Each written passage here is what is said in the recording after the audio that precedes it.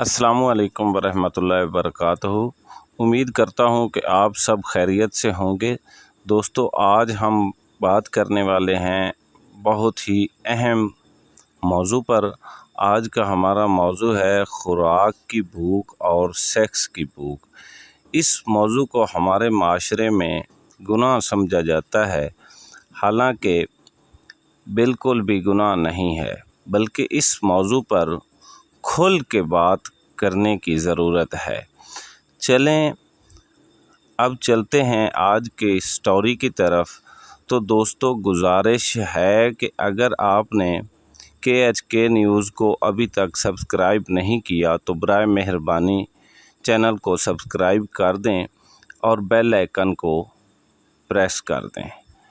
دوستو، بات یہ ہے کہ پاکستان میں مردوں کی عمومی طور پر شادی کی عمر 25 سے لے کر 30 سال کی سمجھی جاتی ہے۔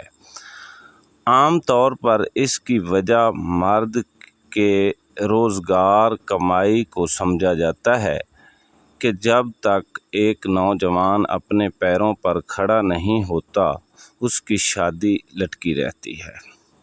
اور دیکھا جائے تو یہ ایک ٹھوس اور مثبت جواز بھی ہے۔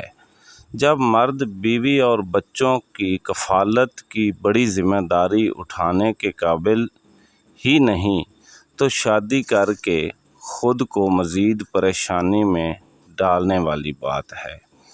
اور لڑکیوں کی تعلیم بھی مکمل ہوتے اچھے رشتے ملتے ملتے اتنی عمر گزر جاتی ہے، جبکہ آج کل 12 سال کے بچے بچیاں بالغ ہو رہے ہیں۔ بلوغت اور شادی کے درمیان 10-15 سال شدید ترین جنسی خواہش کے ہوتے ہیں۔ نقصان اس کا لیکن بہت بڑا ہے، جس کو والدین خاص کر بطور ایک مرد نوجوان کا والد بہت اچھی طرح سمجھتا ہے، کیونکہ وہ اس پرائم ٹائم سے گزر چکا ہوتا ہے، لیکن وجہ مختلف مجبوریوں کی حالات کے بوجھ تلے دب چپ رہتا ہے۔ ایک مرد کے لیے یہ ایک بالکل سیدھی اور آسان سی سمجھ میں آنے والی بات ہے کہ اس جنسی طاقت، جنسی طلب، جنسی کشش اور جسمانی طاقت اور قوت اس عمر کے 18 بلکہ کبھی کبھی 17 سال سے لے کر 24-25 سال کی عمر کے بیچ سر چڑھ کر بولتی ہے۔ اس عمر میں جوانی کا بھرپور نشہ چڑھا ہوتا ہے اور یہی عمر شادی کرنے کے لیے سب سے موزوں عمر ہے۔ اسلام بھی اس عمر میں شادی کرنے کی حمایت کرتا ہے۔ 30 سال کے بعد دھیرے دھیرے جنسی اور جسمانی طاقت میں کمی آنے لگتی ہے اور 40 سال تک خوش قسمت اور صحت مند مرد بھی جسمانی طور پر شکایت تو نہیں کرتے، لیکن اسے اندر کی تبدیلی کا احساس ضرور ہوتا ہے، اور کہیں نہ کہیں وہ تبدیلی، جسے کمزوری بھی کہہ سکتے ہیں، اسے کھٹکتی ہے۔ 40 سال کے بعد جنسی کمزوری لاحق ہونا ایک بالکل عام سی بات ہے، جو تقریباً ہر مرد کا مسئلہ رہتا ہے، چاہے وہ کتنا بھی پہلوان بننے کا دعویٰ کرے۔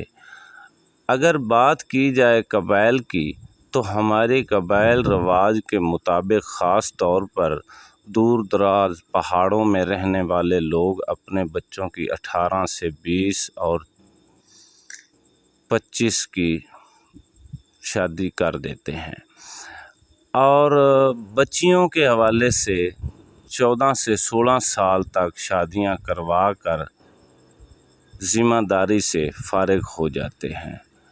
لڑکا 25 سے 28 کی عمر تک 3 یا 4 بچوں کا باپ ہو جاتا ہے، اور اس کے بعد وہ عملی زندگی شروع کرنے لگتا ہے۔ باپ 40 کی عمر تک پہنچتا ہے تو اس کے بچے بھی کمائی اور روزگار کے قابل ہو جاتے ہیں۔